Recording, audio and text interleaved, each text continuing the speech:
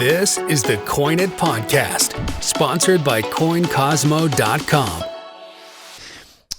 I'll give you an example. Okay, so here's a thought experiment, and this is interesting. I want to hear what you think about that. Mm-hmm. All right, so let's say I present to you a Seed of Liberty proof $50.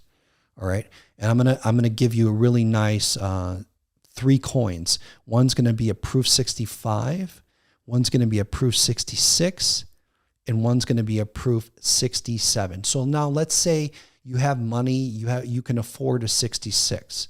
Mm-hmm. Out of those 3 coins, what would you buy? So I probably have a different calculus than you do. And I'll tell you the way I think about it, because I generally think about things in terms of transaction opportunity. Obviously I want interesting coins and I want beautiful coins, but if you presented me those 3 coins, I would probably ask you what your numbers are. First off, I would take any one of the 3. Just objectively speaking, because I think 65s and up are magical. And I generally try to buy and deal at 63s and up. 64s are a weird grade because some 64s kind of have a problem that are it's like a glaring problem, so the grading companies give them a 64.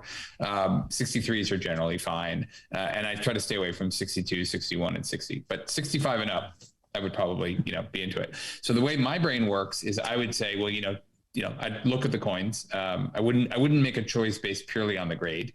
I would look at them. I'd look at eye appeal. I'd look at general the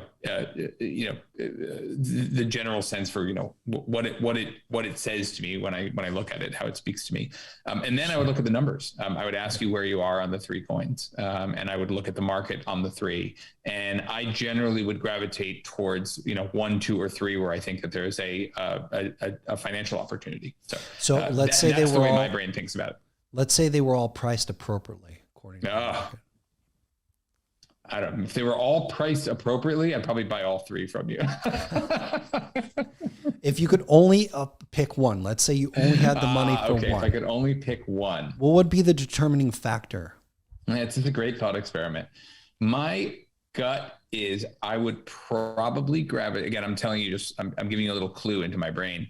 I'd probably go towards the 65 because 65s are a solid, it's the gem. It's a gem proof. No one is going to complain about a gem. It's the minimum viable, awesome grade. It's going to be probably lower priced than the 66 or the 67. And the market for folks who are going to be interested in buying a proof 65 is probably greater than the specialty zone of collectors who are looking to get a 66 or 67, which is going to be much higher priced, which is going to, you're going to be having folks who are playing the registry game, which is great, but you get into very high dollar stuff. So given that, I would probably gravitate, if they're all priced well, I'd probably move towards the 65. No, you're a sharp guy. You're going to do well in coins.